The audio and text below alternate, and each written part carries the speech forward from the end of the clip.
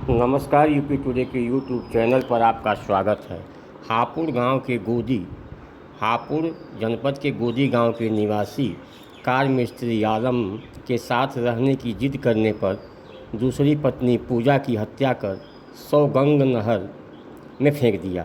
अपने इस गुनाह पर पर्दा डालने की कोशिश में उसने गुमशुदगी की रिपोर्ट भी दर्ज करा दी, लेकिन इसके अगले ही दिन पूजा की बहन पूनम ने थाने पहुंचकर उसकी साजिश को बेनकाब कर दिया।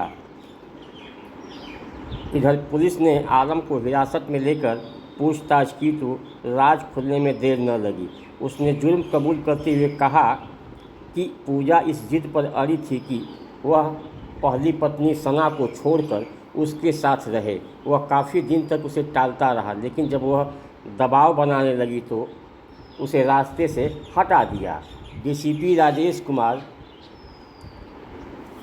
ने बताया कि आलम और पूजा 4 साल से सहसंबंध लिव इन रिलेशन में रह रहे थे। 6 महीने पहले दोनों ने निकाह किया। इसके बाद आलम ने पूजा को विजयनगर में किराए पर कमरा दिला दिया। वह पहली पत्नी सना के साथ गोदी गांव में रहता है। दूसरे निकाह के बाद वह कभी गोदी में रहता तो कभी विजयनगर में पूजा के साथ रहता था। आलम ने पूछताछ में पुलिस को बताया कि कुछ दिनों से पूजा ने जिद पकड़ ली थी कि वह सना को छोड़कर उसके साथ ही रहे। उसे काफ़ी समझाया कि ऐसा मुमकिन नहीं है, लेकिन वह जिद पर अड़ी रही और दबाव बनाने लगी। इसीलिए सोच लिया कि उसकी हत्या के सिवा और कोई चारा नहीं है। आलम ने पुलिस को बताया कि वह पूजा की हत्या करने की ठान चुका था, लेकिन यह नहीं सोच पा रहा था कि उसकी जान कब लेनी है।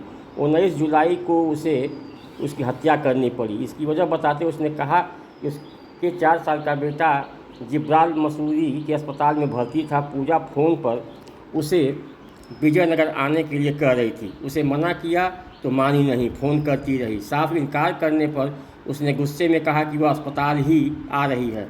तभी सोच लिया कि आज उसका काम तमाम करना है। अस्पताल के बाहर ही उसने कार में बिठा लिया। बात करने के बहाने उस साथ ले गया। साथ में रास्ते में उसकी ही चुनरी से उसका गला दबाकर हत्या कर दी और शव को ले जाकर गंग नहर में फेंक दिया। अगले दिन 20 जुलाई को विजयनगर थाने में जाकर उसकी गुमशुदगी की रिपोर्ट दर्ज करा दी। इस संदर्भ में पूजा की बहन पूनम के तहरीर पर FIR दर्ज हुई। पुलिस डीसीपी राजेश कुमार ने क्या कहा है आप आगे के वीडियो में सुनिए। एक महिला थी जो पहले उसकी गुमशुदगी लिखी गई थी, फिर उसमें शंका व्यक्त की गई कि इसको मार दिया गया है। तत्काल अभियोग दर्ज किया गया और उसमें जो संदेही अभियुक्त था, जब उसको कब्जे में लेकर कड़ाई से पूछताछ की गई तो पूरा उसने उसकी हत्या करने की कहानी बताया है। और उसकी निशानदेही पे जो डेड बॉडी है उसकी अभी तलाश की जा रही है। डेड बॉडी अभी रिकवर नहीं हुई है।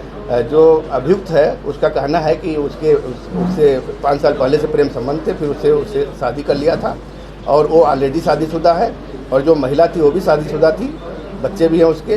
वो बार बार दबाव बनाती थी कि तुम अपने पहली वाली पत्नी को छोड़ दो, मेरे साथ रहो। इसी से तंग आकर उसने उसकी हत्या किया था और हत्या करके डेड बॉडी को नहर में फेंका है।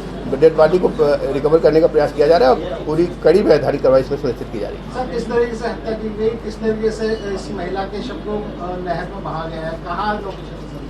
हत्या का जो ये बता रहा है ये एक सेंट्रो गाड़ी से आया है और उसको टेलीफोन से जब उसकी बात हुई तो फिर वो महिला इसके पास आती है, गाड़ी में उसको बैठा लेता है। गाड़ी में भी इनका आपस में झगड़ा होता है, फिर नहर पटरी पर ले जाता है रात में सुनसान, और वहाँ पे उसकी चुन्नी से उसका गला घोट देता है और कहता है उसकी चुन्नी अभी भी गले में ही उसके होगी, और उसको फिर नहर पटरी से ही नहर में फेंक देता है। और इसके बाद आके थाने पे गुमशुदगी भी लिखाता है अपने को बचाने के लिए, ताकि उस पर शक न हो कि उसकी पत्नी कहीं गायब हो गई। सर, 4 साल से दोनों साथ रह रहे थे, प्रेम संबंध थे, शादी भी कर चुका था आरोपी। उसके बाद क्या कुछ ऐसी वजह है उसके उस एंगल से भी हम देख रहे हैं, उसमें भी हम इसमें उन धाराओं को भी जोड़कर प्रभावी कार्रवाई करेंगे। सर, बॉडी नहीं मिली है, आरोपी की स्टेटमेंट पे पुलिस मृतक मान के चल रही है। हाँ, आरोपी का जो कहना है कि उसने उसको मार के बॉडी को पानी में छिपा दिया, पानी में डाल दिया, तो उसको अभी हम सही मानते हुए बॉडी की तलाश कर रहे हैं और उसमें आगे पार्टी को मिलने के बाद अन्य और विधिक कार्रवाई भी शुरू सर, क्या कुछ सेंट्रो कार भी बरामद हो गई है। सेंट्रो कार ये जो इसमें अभियुक्त है वो कार मैकेनिक है। किसी कस्टमर की गाड़ी आई थी, उस सेंट्रो कार का उसमें सेल्फ खराब था और उसी गाड़ी को लेके यहाँ पे आया। कैसा आरोपी से